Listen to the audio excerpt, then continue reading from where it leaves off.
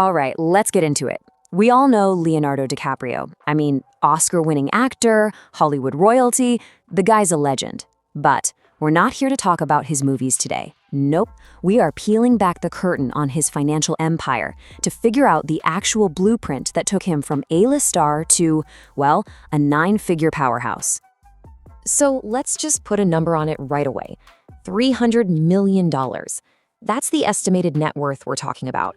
I mean, just let that sink in for a second. That's a number that even most household name actors can only dream of hitting. And that really gets to the heart of it, doesn't it? How on earth does an actor build an empire of this scale? Because I'll tell you right now, it's not just about being good in front of a camera. This is a masterclass in financial strategy, and we're going to break down exactly how he did it. Okay, so pillar number 1 is where it all starts, mastering the Hollywood deal.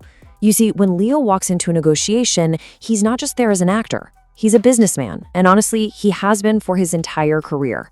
For years, decades even, DiCaprio has been in this super exclusive club. They call it the $20 million club. And what that means is, that's his floor. That's his starting price for a big movie. He's already one of the highest paid people in the room before the cameras even start rolling. But here's the thing, and this is the real secret sauce, that $20 million, that's just the appetizer. The real genius, the place where he makes the truly mind-blowing money, is somewhere else entirely. So what is it? The answer is 2 little words, back-end points. This is everything. This is the key that unlocks the entire kingdom. So instead of just taking a flat salary, he brilliantly negotiates for a percentage, a slice of the entire movie's earnings.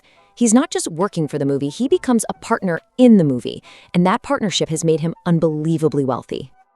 And you want to see it in action? Look no further than Titanic. This is the ultimate example. His front-up salary was pretty modest, right? $2.5 million. But his back-end deal, that little piece of the pie brought in an estimated $40 million.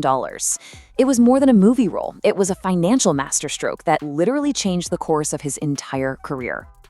And believe me, Titanic was no fluke. He just kept leveling up. For Inception, he got something called first dollar gross points, which is insane. It means he got his cut before the studio even made its money back, and that deal netted him a cool $59 million. Now, fast forward to the streaming era, and he's still on top, pulling in a $30 million payday for a streaming movie. The guy is always ahead of the curve. So what do you do with all that movie money? You don't just let it pile up in a checking account. This is where pillar 2 comes in. He started building what I like to call a concrete empire, a massive and really smart real estate portfolio. And when I say massive, I mean it. We are talking about a collection of properties worth well over $100 million. This isn't just about having fancy houses. This is a core part of his financial plan, a way to park his wealth in tangible assets that grow over time. And the properties he chooses are just so strategic. It's not random. We're talking about huge beachfront compounds in Malibu. You know, some of the most expensive real estate on the planet. He owns these wellness-focused condos in New York City that have things like purified air systems. And then there's the big one, his own private island in Belize. And here's where it all connects. He's not just building a party island. The vision for it is, and I quote, an eco-resort focused on environmental restoration and sustainability. You see what he's doing?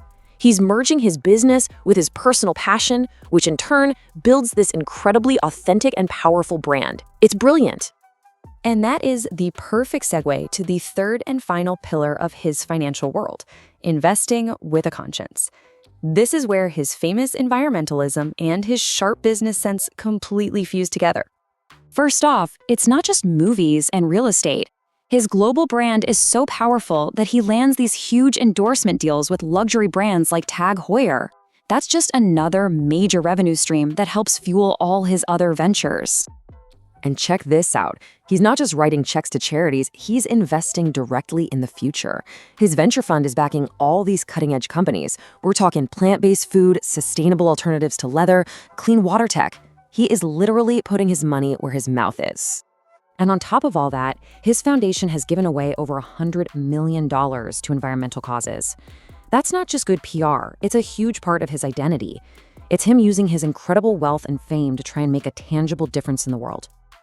Okay, so we've looked at the movie deals, the insane real estate, the eco investments. So, what's the big takeaway here? What is the actual DiCaprio blueprint that we can learn from? Well, here it is, boiled down into 4 key steps. Step 1, command your worth. Be the best and demand top-tier pay. Step 2, don't just work for a paycheck. Negotiate to be a partner. Get a piece of the upside. Step 3, convert those earnings into hard, tangible assets that grow.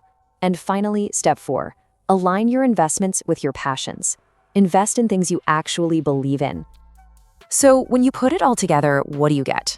Well, you get a $300 million fortune that was absolutely not an accident. It's a masterful blend of star power, incredibly shrewd negotiation, and a deep personal commitment to his values. And all this really leaves you with a bigger question, right? When one person's wealth can literally build new worlds, like an eco-resort, what does that mean for the role of a movie star today? It seems pretty clear that for someone like DiCaprio, the biggest impact they make might not be on the silver screen at all, but in the real world that they're actively helping to build.